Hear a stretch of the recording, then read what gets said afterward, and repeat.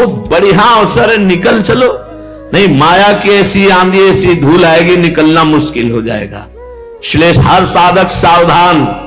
और जब आप सेवा में हो, मंत्र में मन न लगे, राधा वल्लभ श्री हरिवंश नाम में न, तो बहुत छोटा और बहुत अमृत रस प्रदान कर राधा राधा राधा परम आनंद की अनुभूति होने लगेगी। आप देखो तो चित्त लगा के, ये राधा नाम वो है कि सब साधनाओं में परम प्रवीण वेदांत सिद्ध महापुरुष पूज्य राधा बाबा, आखिरी में बस राधा राधा राधा राधा, ये पूर्णता है राधा नाम।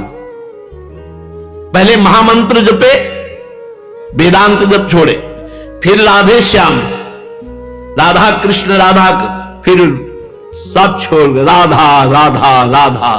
कई बार सत्संग में कहा, चाहे गृहस्थ हो चाहे विरक्त हो, अगर परदोष दर्शन पर चर्चा सुनना और कहने का स्वभाव है तो सब साधन भजन चाट जाएगा। ये पर दोष दर्शन करते हो, पर चर्चा करते हो, तो तुम साधक हो, तुम अपने भजन को बचा रहे हो, नष्ट कर रहे हो, तुम्हारी बुद्धि अशुद्ध है। नहीं, कहा सुने न काहू की कही कहे न अपनी बात, नारायण व रूप में मगन रहे दिन रात, उठते बैठते चलते फिरते खाते पीते हर समय अपने इष्ट के चिंतन में, उनके भरोसे में, उनके आश्रय में। इन बातों को पकड़ो।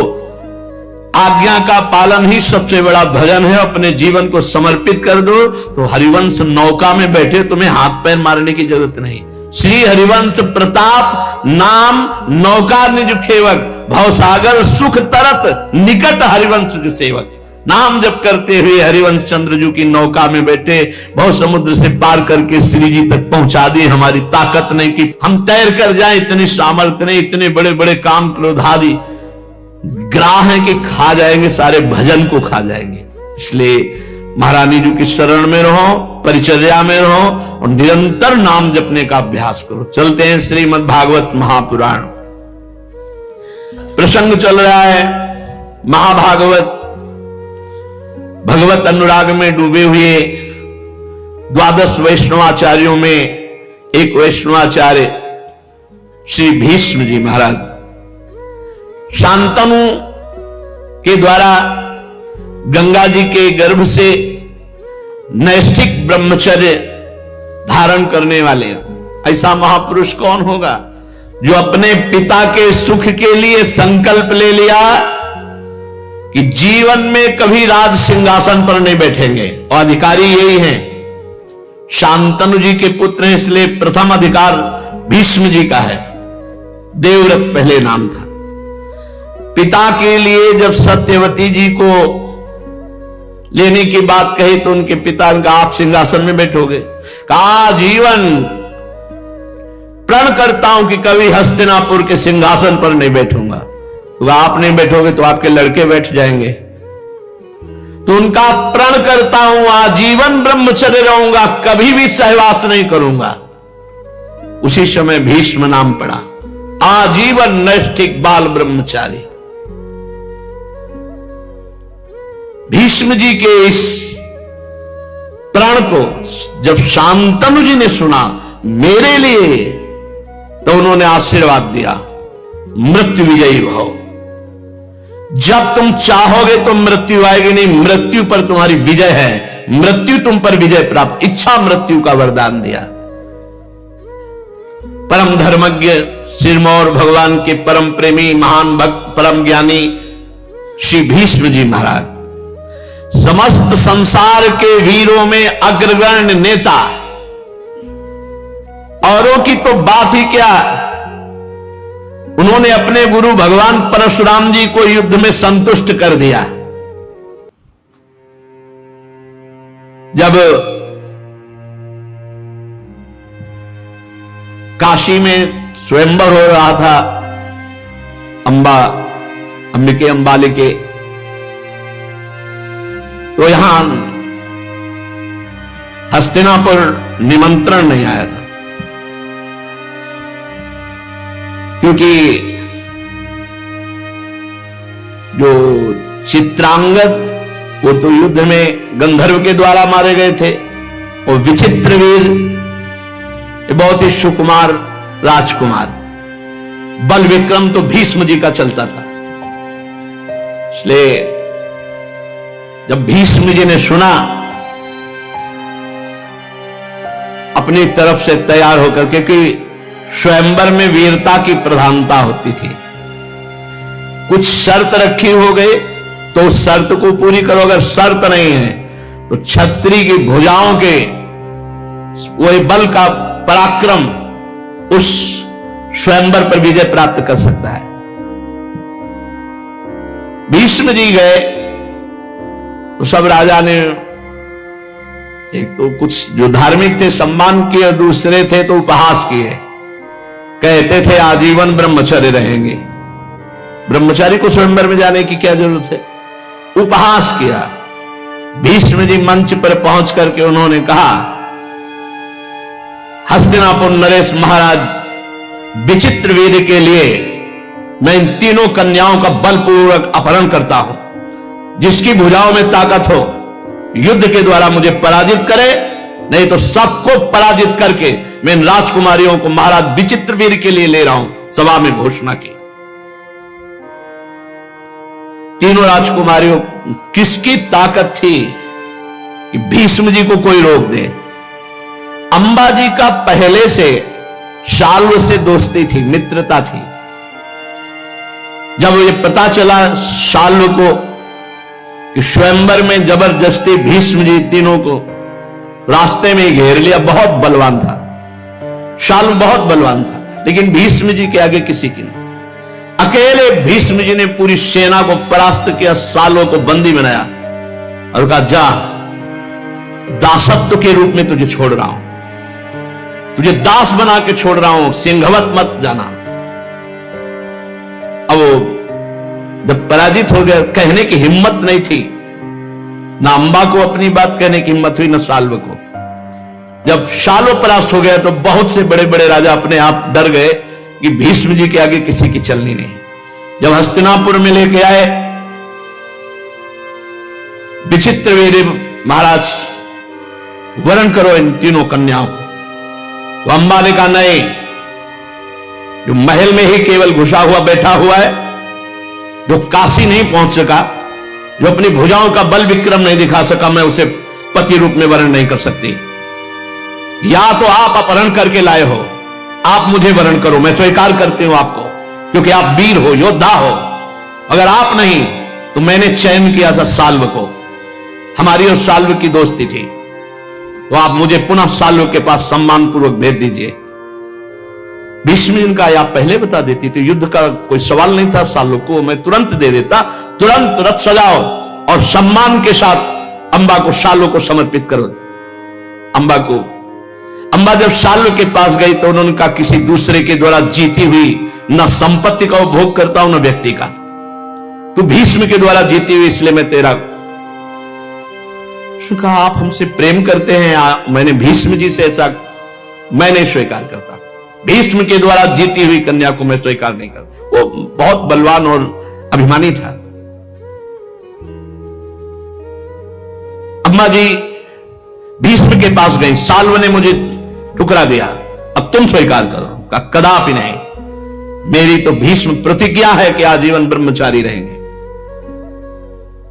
बड़े बड़े ऋषि मुनियों के आश्रमों में गई, सबसे सहायता मांगी, जिससे मैं प्यार करती थी, शाल्व ने ठुकरा दिया, भीष्म जी ने अपहरण किया और स्वयं वरण नहीं किया, और मैं विचित्रवीर्य का वरण नहीं कर सकती, इसलिए मुझे सहयोग दो। भीष्म नाम सुनते ही बड़े बड़े ऋषि मुनि नहीं, भीष्म के खिलाफ। एक दिन भगवान परशुराम जी के शिष्य अकृतवर्ण जी, उन्होंने कहा, भीष्म जी के गुरु हैं परशुराम जी, यदि भगवान परशुराम से प्रार्थना करो तो तुम्हारी बात पक्की। बहुत प्रसन्नता हुई अंबा को, और कहा अगर भीष्म ना माने तो बोले मृत्यु पक्की, क्योंकि भगवान परशुराम उनके गुरु सर्व सामर्थ्यशाली। बड़ी प्रसन्न हुई कि दोनों बातें बन गई। यदि भीष्म जी मानते हैं, मुझे पत्नी रूप में स्वीकार करते हैं तो ठीक, नहीं तो परशुराम जी युद्ध के द्वारा उन्हें मार देंगे। पूर्णिमा के दिन भगवान परशुराम जी गंधमादन पर्वत से वहां पधारे, ऋषि मंडली में बड़ा स्वागत हुआ, और वो व्रत रहकर परशुराम जी का इंतजार करती रही अंबा, केवल जल पी करके। भगवान परशुराम जी जब विश्राम कर चुके तो अंबा को पेश किया। अंबा ने प्रणाम किया और रो करके कहा कि भगवान मेरा क्या दोष, मेरी दुर्दशा जो हो रही है इसमें मेरा क्या दोष। साल्व मुझे वरण करता जबरदस्ती अपहरण कर लाए भीष्म जी ने स्वीकार नहीं किया, साल्व ने ठुकरा दिया, मेरा जीवन बर्बाद हो गया भीष्म के कारण, तो इसलिए मैं आपकी शरण में हूं, आप मेरी रक्षा कीजिए। भगवान परशुराम जी ने कहा क्या चाहते हो? भीष्म जी मुझे वरण करें। बोले सत्य प्रतिज्ञा है, उसने प्रतिज्ञा की है कि मैं बाल ब्रह्मचारी रहूंगा। तो उनका भगवान फिर दंड दीजिए, मैं भीष्म की मृत्यु चाहती हूं। तो उनका ठीक है, मैं शर्त रखूंगा ब्याह या युद्ध, राजी हो? अंबा बड़ी प्रसन्न हुई। भगवान परशुराम जी हस्तिनापुर के बाहर ही सूचना पहुंचाई तो भीष्म जी बड़े बड़े प्रधान जनों के साथ आकर भगवान परशुराम जी का पूजन किया, क्योंकि गुरु हैं अस्त्र विद्या के। 4 परिक्रमा की साष्टांग दंडवत हुए और उनका भीष्म मेरी आज्ञा है अंबा को स्वीकार करो। उनका गुरुदेव आपको पता हो कि मैंने नैष्ठिक ब्रह्मचर्य का नियम लिया है, आजीवन बाल ब्रह्मचारी। तो उनका फिर युद्ध स्वीकार करो। उनका भगवान यद्यपि मैं आपका शिष्य हूं पर मैं क्षत्रिय कुल में हूं, आप ललकार रहे हैं तो मैं आपके युद्ध को स्वीकार करता हूं, लेकिन अंबा को नहीं। परशुराम जी को बड़ा गुस्सा आया कि हमसे युद्ध करेगा। दूसरे दिन से युद्ध प्रारंभ, भगवान परशुराम और भीष्म जी का।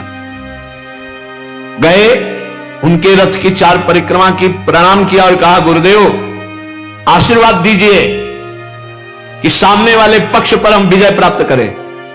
तो उनका ऐसा कैसे हो, सामने वाला पक्ष तो मैं हूं, मैं विजय श्री का आशीर्वाद तो नहीं दे सकता, लेकिन इतना कहता हूं कि तुम्हें शपथ है उठा के मत रखना, छुपाना मत, समस्त अस्त्र विद्या जितनी सिखाई सब हम पर प्रहार करना, संकोच मत करना। बोले जो आज्ञा। ऐसा भयंकर युद्ध गुरु शिष्य में हुआ, कई दिन तक बड़े बड़े दिव्यास्त्रों के प्रहार हुए। भगवान परशुराम जी महाराज तो साक्षात भगवान है और भीष्म जी 8 वसुओं में से प्रधान वसु हैं, बड़ी सामर्थ्य इनकी। और गंगा मैया केवल परशुराम जी से ही अस्त्र विद्या नहीं दिलाई, और भी दिव्यास्त्रों का ज्ञान। भगवान तो सर्वज्ञ हैं ही परशुराम जी, और भीष्म जी का, भीष्म जी ने एक बाण संधान किया भगवान परशुराम पर, वो अमोघ था। गंगा जी और वसु बड़े बड़े ऋषि मुनि सब आ गए, भगवान परशुराम जी से भी विनय की, भीष्म जी से भी कहा कि बेटा ऐसा नहीं, गुरु के ऊपर अमोघ अस्त्र का संधान नहीं करते। भगवान परशुराम जी से कहा कि प्रभु आप तो भगवान ही हैं और आपका शिष्य ही है, आप शांत हो जाइए। भीष्म जी ने कहा अगर गुरु जी एक कदम रथ वापस कर लें तो हमारा बाण नीचे उतर जाएगा और हम साष्टांग दंडवत हो जाएंगे। सबने परशुराम जी से प्रार्थना की कि आपका ही शिष्य है। भगवान पुत्र दुलार शिष्य दुलार वैसे ही होता है जैसे मां अपने पुत्र। भगवान परशुराम को मना लिया। परशुराम जी तो साष्टांग उतरकर भीष्म जी ने दंडवत की, परिक्रमा की। तो अंबाले का मेरा क्या होगा? बोले जो तेरा होला हो जाओ। यहां झगड़ा करवा दिया गुरु शिष्य में और भगवान महेंद्राचल पर्वत चले गए। भगवान परशुराम जी क्या कह रहे कि भीष्म जी अपने गुरु भगवान परशुराम को भी युद्ध में संतुष्ट कर दिया। शांतन के पहले सत्यवती जी मछुआरे के घर में पल रही थी, इसलिए जो बड़े बड़े राजा थे तो सत्यवती के गर्भ से जो प्रकट हुए चित्रांगद विचित्र वीर हैं, इसीलिए थोड़ा सा कि उदास कन्या है। दासराज की कन्या सत्यवती जी से चित्रांगद विचित्र वीर, चित्रांगद को चित्रांगद नामक गंधर्व ने मार डाला था। दासराज कन्या सत्यवती से भगवान के कलावतार श्री कृष्ण द्वैपायन व्यास जी पहले ही बाल्यावस्था में प्रकट हुए थे पराशर जी के द्वारा। देखो भगवान का यह अवतार, इसमें कोई कामलीला नहीं थी। नौका पर बैठालकर नवीन अवस्था, अभी प्रौढ़ भी नहीं हुई थी, तो भगवान पराशर जी को पार कर रही थी। पराशर जी ने सत्यवती जी की तरफ देखा और समय को देखा और ध्यान के द्वारा देखा, इस समय जगत का मंगल करने वाले, वेदों का विस्तार करने वाले, पुराणों की रचना करने वाले भगवान अवतार लेने।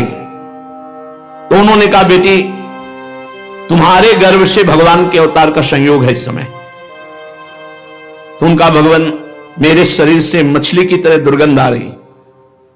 बोले, आज से कमल किसी सौरभ योजनों जहां तुम्हारा शरीर होगा उससे आसपास 4 कोस तक ये सुगंध फैलेगी। इसी सुगंध से आकर्षित होकर के महाराज शांतनु आए थे।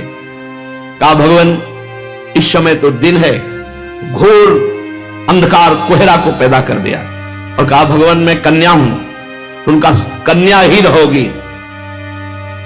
कहा, भगवान कैसे कन्या रहेंगी, जब उदर में गर्भ होगा तो संसार जानेगा। बोले, नहीं, तत्काल बालक प्रकट होगा। नाव में ऐसी बात करके भगवान पराशर जी ने संकल्प किया। उसी समय श्री कृष्ण द्वैपायन भगवान व्यास देव जी का प्रादुर्भाव सत्यवती जी से हुआ। भगवान वेद व्यास जी वेदों का विस्तार, पुराणों की रचना, और ये जो मैं तुम्हें सुना रहा हूं श्रीमद् भागवत महापुराण, इसकी भी रचना, ये अत्यंत रहस्यमय परम गोपनीय है। भगवान व्यास देव जी ने श्रीमद् भागवत को किसी अन्य शिष्य को ना देकर के, श्री सुखदेव जी कहते हैं, एक मुझे ही अधिकारी समझा। एक तो मैं उनका पुत्र था, दूसरा महावैराग्यवान, तीसरा ब्रह्मबोध और शांति आदि गुण मुझ में थे। इसलिए भगवान वेद व्यास जी ने श्रीमद् भागवत मुझे पढ़ाई। श्री परमहंस जी महाराज सुखदेव जी कह रहे हैं, शांतन की जो विचित्र वीर थे, काशीराज की कन्या अंबालिका से विवाह किया, बलपूर्वक श्री भीष्म जी काशी नरेश के यहां स्वयंवर से लाए थे। अब विचित्र वीर गृहस्थी का मतलब थोड़ी है कि जितना चाहो आप इस माया के काम खेल में आसक्त हो जाओ। नहीं, संयम से रहो। महाराज सुकुमार राजकुमार और 2 सुंदरी राजकुमारी इतना विषय आसक्त हो गए कि कुछ ही दिन में राजा क्षमा हो गए, उनकी मृत्यु हो गई।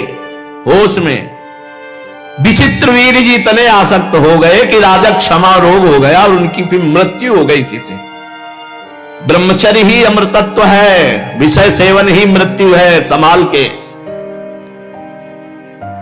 अब फिर राज सिंहासन संकट में पड़ गया, क्योंकि भीष्म जी बैठ नहीं सकते। चित्रांगद मारे गए थे गंधर्व के द्वारा, विचित्र वीर मारे गए काम के द्वारा। माता सत्यवती जी को भगवान व्यास देव जी ने कहा था, जब कभी आप स्मरण करोगी, स्मरण करते ही मैं उपस्थित हो जाऊंगा। तो भगवान व्यास देव जी का चिंतन किया। भगवान व्यास देव जी उपस्थित हुए। कहा, बेटा तुम भी हमारे पुत्र हो और अब ये राज सिंहासन पर बैठने वाला कोई है नहीं। तो तुम्हारे भाई विचित्र वीर की 2 पत्नियां हैं, अंबा अंबालिका, इनके कोई संतान नहीं, क्योंकि पति प्रार गए। अब इनसे संतान तुम उत्पन्न करो। भगवान श्री कृष्ण द्वैपायन व्यास देव जी से कहा। शास्त्रीय पद्धति है, किसी भी ब्रह्म ऋषि से जो परम पवित्र, ऐसा कई ऐसे राज चरित्रों में आता है, अगर संतानहीन राजा है तो वो अपने को इतना घृणित बनाए, घी ऐसे सब ऐसे लगा के घृणित रूप करके जाए, केवल संतान उत्पत्ति एक बार, फिर दोबारा अगर मिला तो वो नरकगामी होगा। भगवान व्यास देव जी ने शास्त्र पद्धति के अनुसार सत्यवती जी गई और कहा, बहू ये गुप्त विषय है कि जो तुम्हारे सामने आने वाले हैं वो हमारे गर्भ से प्रकट हुए हैं, जैसे तुम्हारे पति प्रकट हुए थे, और वो तुमसे संतान उत्पन्न करेंगे। तुम बड़े आदर के साथ, क्योंकि भगवान का स्वरूप है। अभी बहुत सुकुमारी राजकुमारियां थी। जब भी भगवान व्यास जी गए तो वैसे ही श्याम शरीर और बड़ा बीभत्स भयानक रूप, वो देखकर इतनी घबरा गई कि आंखें मूंद ली। भगवान व्यास देव जी संकल्प किए, बाहर आए। सत्यवती जी ने कहा, बेटा मेरी कामना पूर्ण हुई?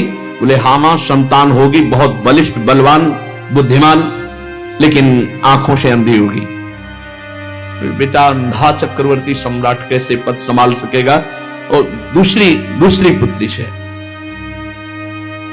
फिर समझाया जाके सत्यवती जी ने। अंबालिका जी बहुत सावधान नहीं, पर जो ही भगवान व्यास देव जी का वो भयानक रूप देखा तो पीली पड़ गई। बाहर भगवान व्यास देव जी आए, उनका बेटा चक्रवर्ती सम्राट पद के योग्य पुत्र। बोले मां बलवान होगा, नेत्रवान होगा, बुद्धिमान होगा, सामर्थ्य, पर पांडु रोग से ग्रसित होगा। क्योंकि देखते ही पीली पड़ गई, भयभीत होकर वो पांडु रोग से ग्रसित चक्रवर्ती सम्राट कैसे हो सकता है? बेटा तीसरा पुत्र उत्पन्न करो। उनका धर्म विरुद्ध नहीं।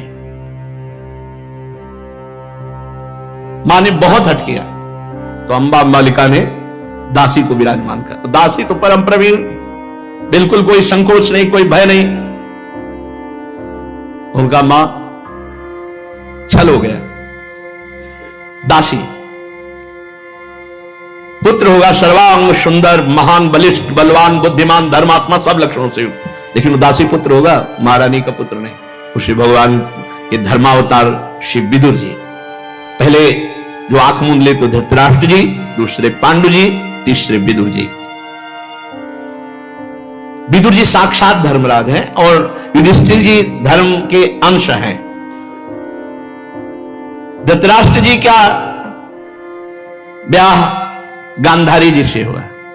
जब गांधारी जी को सुनने को मिला कि हस्तिनापुर में हमारा ब्याह हो रहा है और धृतराष्ट्र के साथ तो मेरे पति अंधे, सर्वांग सुंदरी, परम पवित्र धर्मात्मा गांधारी जी थी, उसी अभी ब्याह नहीं हुआ था, उसी समय कपड़े की कई परत की पट्टी लगाकर आंख में बांध लिया कि मेरे पति अंधे तो जीवन में संसार को नहीं देखूंगा। और इतना धर्मात्मा कि हर समय अपने पति का अनुसरण, पतिव्रता थी गांधारी जी। महाराज पांडु के तो शाप के कारण स्वयं से कोई संतान प्रकट नहीं हुई। महाराज पांडु प्राय दिग्विजय ही करते रहते थे और जब युद्ध नहीं होता था तो वन में रहते थे। ऋषियों की सेवा और उनकी रक्षा करना बड़ा उनको अच्छा लगता था, वन में रहना। तो एक दिन वन में श्री कुंती जी और माद्री जी इनके साथ थे। मन में आया कि शिकार खेल, तो उस समय अचानक देखा कि एक हिरनी पर हिरन सहवास कर रहा है। एक ही बाण से दोनों को बेच दिया। जो ही बेरा तो पुरुष आवाज आई, ये अनर्थ किसने किया? नजदीक जाके देखा तो ऋषि अब तो कांप गए। तो उन्होंने कहा तुमने घोर अपराध किया। तो महाराज आप मुझे अपराधी नहीं ठहरा सकते, क्योंकि मैं राजा हूं और अपने प्रजा की रक्षा के लिए मैं जिस हिरन का चाहूं वध कर सकता हूं, जिस खूंखार जानवर का चाहूं वध कर सकता हूं, ये मेरा अधिकार है। मैंने अपने अधिकार के अनुसार बाण चलाया। तो उन्होंने कहा कि तुमने मुझ ऋषि और ऋषि पत्नी को मारा। बोले महाराज आप हिरन थे, ऋषि पत्नी नहीं थे। तो बोले तुम्हें तनिक भी दया नहीं आई कि सहवास के समय मार दिया? मैं ऋषि हूं, इसलिए दिन में कभी मैथुन करना शास्त्र आज्ञा नहीं करता। और कामाशक्त तो दंपत्ति होने के कारण हम दोनों ने विचार किया कि जब शास्त्र विरुद्ध आचरण करना है तो पशु आचरण होता है, इसलिए हमने पशु रूप धारण किया। महाराज मैं ऋषि मान करके तो नहीं आपको माना, अपना शिकार मान करके मान। तो उनका मैं शाप देता हूं, यदि तुम अपनी पत्नी के सहवास के लिए उद्योग करोगे तो उसी समय तुम्हारी मृत्यु हो जाएगी। महाराज बहुत असंतुष्ट हो गए, क्योंकि अभी तक कोई संतान नहीं थी। बहुत ही चिंतित होकर जब आए तो कुंती जी बहुत ज्ञान शिरोमणि है, बहुत ही प्रवीण भगवान की महान भक्ता है। कुंती जी ने दृष्टि डाली और पांडु महाराज से कहा कि आप अपने चिंता का कारण व्यक्त कीजिए। तो उनका आज के बाद हम कभी तुम लोगों का स्पर्श नहीं कर सकते काम भाव से, क्योंकि स्पर्श करेंगे तो ऋषि का शाप मृत्यु हो जाएगी। अब तो बहुत असंतुष्ट श्री कुंती जी की हम तो, लेकिन माद्री जी अभी नवीन राजकुमारी थी, कहीं धोखा, बहुत ही सुंदर थी। माद्री को बुलाया और कहा कि कभी भी ऐसी गलती मत करना महाराज जी, जब एकांत में हो कभी स्पर्श भी नहीं, भाग पड़ना, अपने पति के प्राण बचाना अपना कर्तव्य है। और कुंती जी तो बहुत ही ज्ञान शिरोमणि थी। महाराज पांडु ने एक दिन कुंती जी से कहा कि मैं एक बात कह नहीं पा रहा हूं, पर बहुत हिम्मत करके कह रहा हूं कि तुम किसी ऋषि से संतान प्रकट करो, क्योंकि हमारे सम्राट पद पर बैठने वाला कोई राजकुमार नहीं, ये पद्धति है। तो उन्होंने कहा महाराज किसी ब्रह्म ऋषि की आवश्यकता नहीं, आप आदेश कीजिए। मुझे बचपन में दुर्वासा जी ने एक मंत्र दिया था, प्रसन्न होकर जब उनकी सेवा कि हम जिस देवता को चाहे उस देवता को बुला सकते हैं। उन्होंने कहा कि सर्वप्रथम धर्म को बुलाओ, क्या यह धर्म है? जो मंत्र का आह्वान किया, साक्षात धर्मराज जी उपस्थित हो गए। महाराज पांडु बहुत प्रसन्न हुए और कहा महाराज आपके द्वारा मुझे संतान चाहिए। तो कुंती जी से महाराज युधिष्ठिर का प्रादुर्भाव हुआ। फिर कहा कि और देवता को बुलाओ। अब किस देवता को? महाबलशाली, एक धर्मात्मा हुआ, एक महाबलशाली होना चाहिए। तो बल के अधिष्ठात्र देवता तो वायु देवता है, वायु देवता का आह्वान किया, उससे महाभयंकर बलशाली पर्वताकार भीम जी का प्रादुर्भाव हुआ। फिर कहा समस्त शास्त्रों में प्रवीण और समस्त शस्त्रों में प्रवीण, हमें ऐसा पुत्र चाहिए। तो देवराज इंद्र का स्मरण किया, जिससे अर्जुन जी प्रकट हुए। अब माद्री जी का मोह लग गया, क्योंकि उनको तो कोई मंत्र आता नहीं था। महाराज पांडु की तरफ देखा और कहा कि आप समझ सकते हैं कि बड़ी बहन के 3 पुत्र देवता के समान, मेरे एक भी नहीं। तो उनका कहो ना आप कुंती से, आपको मंत्र दे। बोले नहीं, मर सकती हूं लेकिन कह नहीं सकती, आप ही कहो ना। महाराज पांडु ने कुंती जी से कहा कि इनको मंत्र दे दो तो ये देवता को बुला दे और इनके भी बालक हो। उनका एक बार एक देवता, बस दोबारा मंत्र हम बोलेंगे, देवता तुम चयन करो। एक पुत्र के 3 पुत्र, तो चतुराई प्रवीणता उनका एक अश्विनी कुमार को, अश्विनी कुमार 2 होते, तुरंत अश्विनी कुमार। तो फिर उससे नकुल और सहदेव का प्रादुर्भाव हुआ।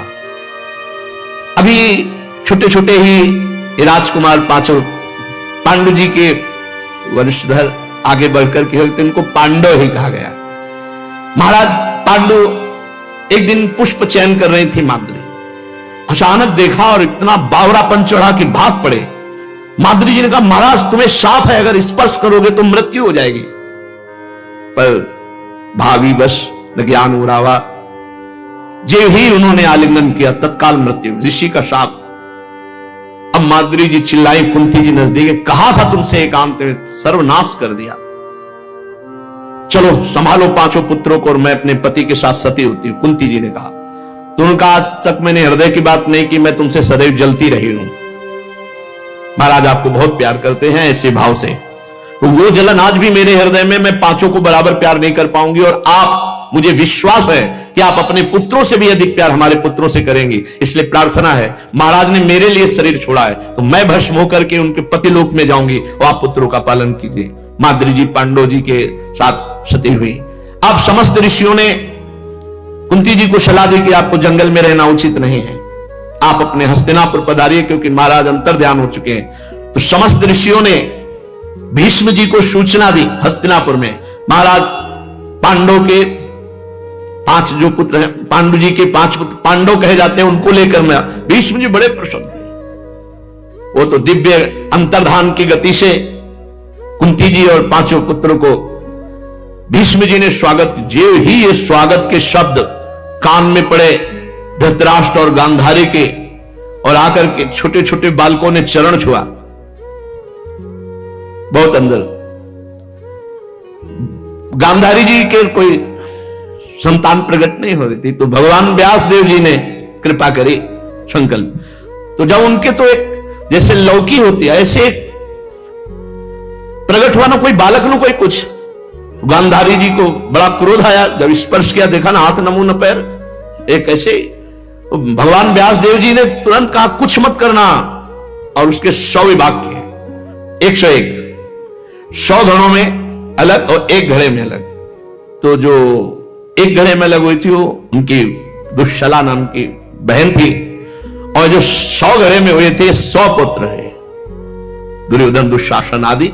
महाराज धृतराष्ट्र के 100 पुत्र, 1 पुत्री, और कुंती जी महाराज पांडु से, और माद्री जी 5, ये 5 पांडव।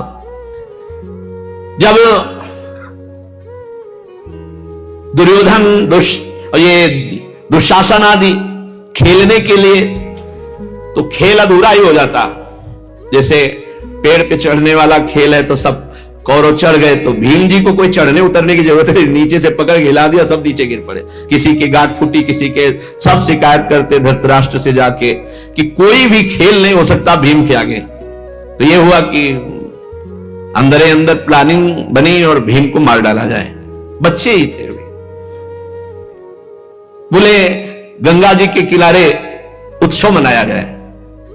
पूरी प्लानिंग बन चुकी थी बड़े बड़े मंत्रियों के द्वारा भी। दुर्योधन आदि ने जब ऐसा स्वीकार किया तो पांडवों ने भी स्वीकार कर लिया, वहां खेलेंगे, खाएंगे, आनंदित घूमेंगे। गंगा के किनारे खूब सुंदर वन है, बड़े सुंदर सुंदर राजतंबू तने सब ऐसे। और एक भोजन अलग बना और एक खीर बनी मेवा मिष्ठान से। मतलब मन दो मन भी खा जाए भीम तो डकार नहीं आती थी। बड़वा नल मानो पेट में हो, तो बड़ी बड़ी कराहों में खीर तैयार की गई, उसमें हलाल विष डाल दिया गया और वो केवल भीम को पवाना है, क्योंकि पता था चार तो सब ऐसे ही महाबलशाली, भीम अगर मर गया तो सब ठीक रहेगा, नहीं ये कभी भी करो कि विजय नहीं होने देगा। भीम से कहा भैया ये सब भाई है हमारे भी, और आप ये सब एकांत में पाए, आओ आपके लिए पर्सनल। खाने में तो प्रवीण थे, दिखाया ये सब खीर। भीम ने सब साफ खीर खा ली। जब खीर खाई तो जहर चढ़ा तो मूर्छित हो गए, हाथ पैर बांध करके छोड़ दिया गया गंगा जी में, अथाह गंगा जी उस समय। अब भीम कोई साधारण थोड़े वायुदेव के पुत्र हैं। नीचे गए तो सांप, एक जो इच्छाधारी सांप है, उन्होंने देखा इतना सुंदर बालक और ये हाथ पैर बंधे हुए, तत्काल हाथ पैर खुले और लेकर नागलोक चले गए। नागलोक में जाकर के वहां परीक्षण कराया इसको जहर, तो तुरंत एक औषधि दी, जहर मुक्त हो गए। कौन हो आप? उनका महाराज पांडु का पुत्र भीम। अरे महाराज पांडु तो हमारे बहुत परिचित है, तुम तो हमारे ही घर में आ गए, मानो अपने घर में आ गए, मैं तुम्हारे नाना के समान हूं ऐसा। और एक एक कुंड में 10-10 हजार हाथियों का बल, ऐसी औषधि डाल करके अमृत तैयार किया और कहा पी जाओ। भीम तो भी 60,000 हाथियों का बल था भीम के, 60,000 हाथी 6 कुंडों का पी गए। आराम से सो जाओ, सो गए, पच गया।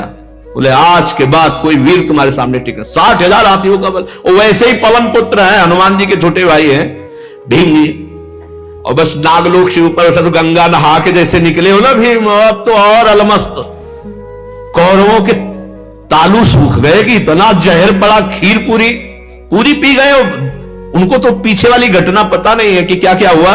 उनको लगा कि बोले भीम खीर अच्छी लगी थी, बोले बहुत स्वादिष्ट थी। अब चुप हो गए, किसी की हिम्मत नहीं पड़ी कि जहर का पूरा। और इधर युधिष्ठिर आदि बहुत शोकित थे देख करके भीम। फिर भीम एकांत में जाके माता कुंती को बताया कि हमको जहर दिया गया था, ऐसा ऐसा। हर तरह से उनको सताते रहे। तब विदुर जी महाराज और भीष्म जी महाराज बीच में टोकते। तब प्लान बनाया उन्हीं क्रूर मंत्रियों के साथ कि वारणावत भेजा जाए और लाक्षागृह का निर्माण करके उसी में भस्म कर दिया जाए कुंती सहित पांडवों को। पहले तो राजी किया कि बेटा कभी तुम गए नहीं वारणावत, बहुत सुंदर अपना ही है, एक बार वहां पहुंचिए, वहां की प्रजा को पता चले कि महाराज पांडु के पुत्र कैसे हैं, अपनी मां के साथ जाइए, बस कुछ समय में हम निर्माण करवा देते हैं अलग महल जिसमें आप रहेंगे। लाक्षागृह, घी, पेट्रोलियम, ऐसी वस्तुएं खूब, और दीवार बड़ी मोटी, और सब में वही विस्फोटक पदार्थ भरे हुए। देर न लगा, चक्रवर्ती सम्राट का आदेश, महल तैयार। और ऊपर से केवल ऐसा पुता हुआ कि कहीं कोई समझ न पावे। जब चले थे वहां से तो विदुर जी ने म्लेच्छ भाषा का उनको ज्ञान था, और युधिष्ठिर जी को भी उस भाषा का ज्ञान था। विदुर जी ने म्लेच्छ भाषा में संकेत किया तुम्हें जहां भेजा जा रहा है वहां मारने के लिए भेजा जा रहा है, और जिस तुम्हें महल में रखा जाएगा वो सब विस्फोटक पदार्थों से भरा होगा, लाक्षागृह। तुमको निकलने का उपाय पहले ही कर लेना होगा। मैं एक अपना आदमी भेजूंगा, वो तुम्हारी सेवा में रहेगा, वो बहुत बड़ा खनिक है, अकेले सुरंग खोद देगा गंगा जी तक, और मेरी नाव वहां मिलेगी, वहां से तुम गंगा पार रातों रात हो जाना। पूरा प्लानिंग। जो ही वहां गए तो प्रजा बहुत उत्साहित हुई। जिस दिन भवन में प्रवेश होने को था बड़ा उत्सव मनाया गया, तो एक भीलनी अपने 5 बेटों के साथ वहां भंडारा खाने आ गई। खनिक के द्वारा पूरी नींव अंदर से सुरंग खुद गई थी और ऊपर से खंभे का निर्माण ऐसा था कि कोई उसको देख ना सके। वो एक घूसा भीम का काफी था उसको हटाने के लिए। जो वहां, उसका हमें नाम याद नहीं आ रहा, जो दुर्योधन की तरफ से रखा गया था आग लगाने के लिए, बहुत ही वो प्रवीण रात रात भर जगता, लेकिन पांडव भी पहरे में रहते, तो वो ये देखता एक बार पांडव सो जाए तो पूरे भवन में आग लगा दें। तो आज महाराज युधिष्ठिर ने कहा अपने सोने का नाटक करो जिससे वो समझ जाए और आग लगा दे। जिस दिन भंडारा था वो भीलनी अपने 5 बेटों के साथ जंगली मदिरा पीकर आई हुई थी, अच्छे अच्छे पदार्थ पाए, वो बेशुद्ध सी थी और ये किसी ने नहीं देखा और आग लगा दी गई। तो वो आग जिधर से लगाई भीम उधर आग लगा दी, तो वो भी मरा, वो भी उसमें भस्म हुआ, पुरुचना वो भी उसमें भस्म हो गया। भीम ने भुजा से प्रहार करके खंभा तोड़ा, उस सुरंग से लेकर के बाहर हुए। उधर नाव लगी हुई थी विदुर जी के द्वारा, नाव में बैठे गंगा पार हुए। नाव के जो नाविक थे उन्होंने कहा कुछ खबर तो बस कह दो जाकर के कि आपकी कृपा से हम मां सहित सुरक्षित अब वन की तरफ जा रहे हैं। अब इतने कोमल शरीर वाले सब भाई और मां ऐसे बैठाला, महाराज युधिष्ठिर को, नकुल सहदेव को ऐसे लिया, सबको घसीटते हुए, माता जी को भी, सबको जैसे कोई वाहन हो, अपने 4 भाइयों को और माता कुंती को लेकर भीम, क्योंकि सब त्रसित थक गए थे। काफी हजारों किलोमीटर जंगल वे पवन वेग से कि कोई सूचना ना पावे। इधर हस्तिनापुर में सूचना हुई, लाक्षागृह में पांडव और लाश भी मिली 5 पुरुषों की, एक भीलनी की। तो लगा कि कुंती सहित बड़ा हाहाकार मचा। भीष्म जी तर्पण करने के लिए खड़े हुए तो विदुर जी ने इशारे से कहा, भीष्म जी ने तर्पण नहीं किया, समझ गए। फिर एकांत में मिले, उन्होंने कहा केवल आप तक है, पांडव सुरक्षित हैं, वनवास में है, पांडवों की हत्या नहीं हो पाई। तो कहा हे भगवान बड़ी कृपा हुई। अब भीष्म जी थक गए थे, प्यासे अर्जुन वगैरह, तो एक विशाल जंगल के बीच में एक वृक्ष के नीचे उनको विराजमान किया और अपने वस्त्र को सरोवर में डुबो करके उनके सबको पानी पिलाया। बैठे ही थे कि एक राक्षस वहां पेड़ पे रहता था, हिडिंबा, और बहन थी हिडिंबी, तो उससे कहा कि हमें सुगंध आ रही है भोजन की। उनका हाँ 5 महारथी बलवान और एक स्त्री है। बोले लाओ, बहुत दिन का भूखा हूं, खा जाओ इन 5 को। दोनों मिलके खाते हैं, उत्सव मनाते हैं। वो गई, जब गई तो महान पराक्रमी भीम को देखा, राक्षसी थी पर लुभायमान हो गई। भीम से कहा सुनो, भीम सावधान होकर देखे, राक्षसी सोई। वो कहने की बड़ा सुंदर रूप धारण किया उसने और कहा मैं तुम्हें पति रूप में वरण करती हूं। नहीं नहीं, हमारे बड़े भ्राता है ऐसा। उनका तुम्हारी जान बचा रहे हैं, हमें पत्नी रूप में ले लो तो जान बच जाएगी, नहीं तो हमारा जो भाई है ना खा जाएगा आपको सब, वो भूखा बैठा है। कुंती जी जग गई। कुंती जी ने जब पूरी बात समझी और भगवान की प्रेरणा समझी कि भगवान की इच्छा है, तो भीम से कहा स्वीकार कर लो। माता की आज्ञा और युधिष्ठिर जी की सहमति से पत्नी, इतने में उसको गुस्सा आया कि इतनी देर हो गई, अभी नजदीक आए तो खड़ी हो गई। वो तुम्हारी ताकत नहीं कि हमारे पति और हमारे परिवार की तरफ आंखो, हम धोखा दे दिया। आई थी आप यही, अब तो भीम ने कहा तुम्हें हमारी रक्षा करने की जरूरत नहीं है, हम में इतनी सामर्थ है, और हिडिंबा को थोड़ी देर युद्ध किया और मार गिराया। अब वो भीम से बोली आप हमारे पति हैं तो हमको संतान चाहिए। कुंती जी ने अनुमति दी तो उस भीम से घटोत्कच उसी से प्रकट हुआ। अब वो दोनों सेवा में, जैसे पर्वत लांघना है तो पीठ में बैठ गए, वायुयान का काम उससे बड़ा सहयोग मिला। महाराज एक जगह गंधर्व गंगा स्नान कर रहे थे, तो ये 5 उन्होंने आक्रमण किया, तो अर्जुन ने उनके रथ को भस्म करके उनकी शक्ति को क्षीण किया। तब वो चित्ररथ गंधर्व, उसने कहा महाराज किसी मनुष्य की ताकत नहीं थी कि मुझ गंधर्व को परास्त कर दे, आप में जरूर दैवी शक्ति विराजमान है। अर्जुन जी पर मैं आपसे प्रार्थना करता हूं कि आज तो आप जीत गए मेरे से, लेकिन मेरी जैसी किसी दिव्य शक्ति से जीतने के लिए आपके साथ कोई ब्रह्म ऋषि होना अनिवार्य है। इसलिए आप किसी ब्रह्म ऋषि का वरण करके ही आगे जाइए, नहीं तो आप परास्त हो जाएंगे। धौम्याचार्य जी का उन्होंने वरण किया। तो एक नगर में नगर पड़ा, तो उसमें कुछ दिन, एक चक्रा नगरी में, तो वहां कुछ दिन रुकने के लिए कुंती जी के सहित पांडव और धौम्याचार्य जी तो एक ब्राह्मण के घर रुके। तो जिस घर में रुके तो शाम के रोवा पीटी मच रही थी। तो कुंती जी गई और कहा कि आज तो ही हम आपके पास आए, आप रो क्यों रहे तब? तो उनका, जाओ आप अपने बच्चों सहित समय व्यतीत करो, आप हमारे संकट में काम नहीं आ सकते। उनका, बोलो ना। बोले एक राक्षस है यहां, सबकी ड्यूटी लगती है, नंबर आता है, तो एक मनुष्य और कितने कुंतल पुआ पूरी और सब क्या क्या और बैल और भैंसे सब ये लेके वहां पहुंचाना पड़ता है। जो पहुंचाता है उसको मिर्च की तरह खाता और पूरा भोजन खा जाता है।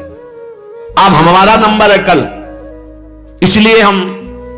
तो बेटी कहती मैं पहुंचाऊंगी, बेटा कहता मैं, माँ और पिता रो रहे थे। कुंती जी ने कहा तुम चिंता न करो, हमारे 5 लड़के हैं, एक हम भेज देंगे, सब काम हो। उन्होंने कहा तुम अतिथि हो, ऐसा नहीं। तो कहा हमारे लड़के साधारण लड़के नहीं हैं, हम एक को भेजेंगे, वो काम समाप्त कर देगा, तुम चिंता मत करो। बड़ा ढांढस बंधवाया। बोले आप तैयार करो। तो खीर पूड़ी गुलगुला क्या क्या सामान गाड़ियों में भरकर सब, और कहा भैंस बैल, बोले इनको रहने दो, ही रहने दो। बोले स्वयं घसीट कर हमारा बालक ले जाएगा। भीम ले गए और उसकी गुफा के सामने दहाड़ लगाई। जो निकला तो खीर पूड़ी स्वयं खा रहे थे।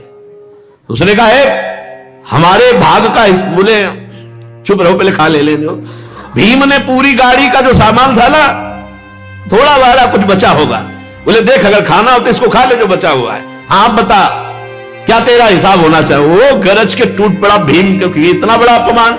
भीम ने उठा उठा कर खीर पूरा खा करके खूब मस्ती उठा उठा कर पटक कर मार डाला और गांव के दरवाजे पर रख दिया, जहां से नगर का प्रधान दरवाजा था। और कहा किसी को भी भयभीत होने की जरूरत नहीं, मारा गया।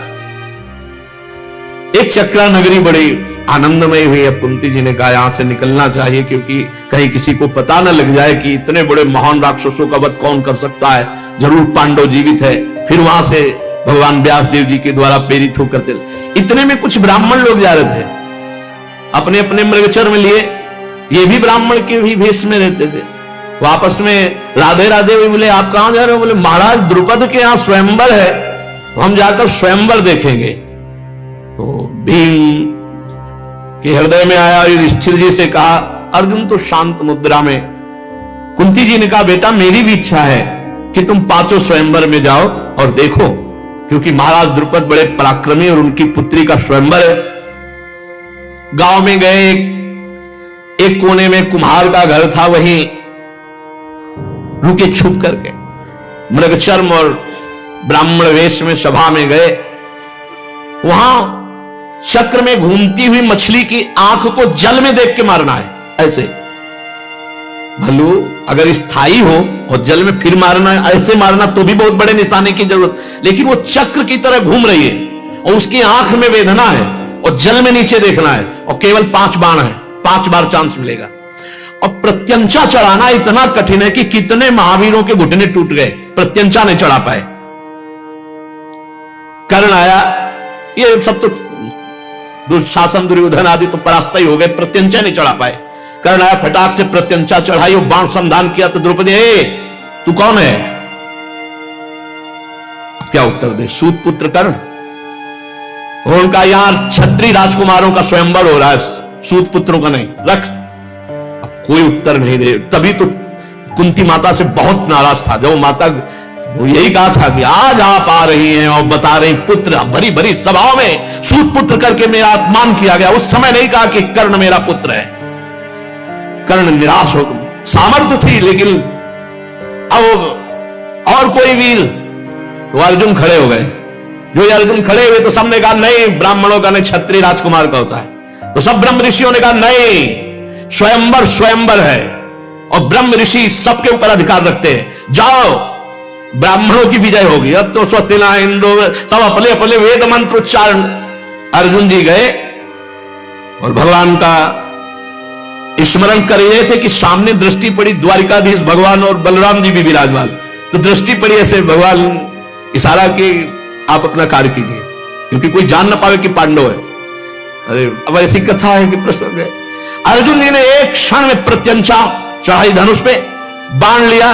5 बाण की जरूरत नहीं थी, पहले ही बाण से मछली के नेत्र को भेद दिया है। सब आश्चर्यचकित, ऐसा ब्राह्मण तेजस्वी और धनुर्धारी तो देखा ही नहीं गया। महाराज आश्चर्य में पड़ गए कि हमने तो संकल्प किया था, यज्ञ से द्रौपदी को प्रकट किया था अर्जुन के लिए, लेकिन आज ब्राह्मण विजयी हुआ। अब तो द्रौपदी को लिया, चल पड़े। गांव के किनारे घर में था। युधिष्ठिर जी बोले, मां भिक्षा लाया हूं। कहा 5 पुत्र हो, 5 में बांट लो। देखा नहीं तो उनका, मां आप देखो तो राजकुमारी द्रौपदी, द्रुपद की पुत्री। तो उनका, बेटा अब तो मुझसे निकल गया, तुम 5 इसके पति हो गए। और उधर धृष्टद्युम्न स्वयं छुपे हुए वेश में आया कि कौन ऐसा ब्राह्मण हो सकता है जो इतना बड़ा धनुर्धारी। तो छुप करके पीछे आए और जब देखा कुंती और उनकी बात हो रही, वापस गए। महाराज द्रुपद से कहा, मुझे संशय है, वो ब्रह्म ऋषि नहीं, वो ब्राह्मण नहीं। उनकी भुजाओं में जो चिन्ह बने हुए हैं प्रत्यंचा के, उनके हाथ में जो डट्ठा पड़े हुए हैं अस्त्र शस्त्र के, वो क्षत्रिय के हैं। एक बार आप निमंत्रण दो। कल निमंत्रण किया, परीक्षा के लिए वेद शास्त्र, अस्त्र शस्त्र, बहुत से वाणिज्य व्यापार की वस्तुएं। अब वो तो क्षत्रिय राजकुमार है, सीधे जाकर बड़े बड़े अस्त्रों को देखने लगे। विराट ने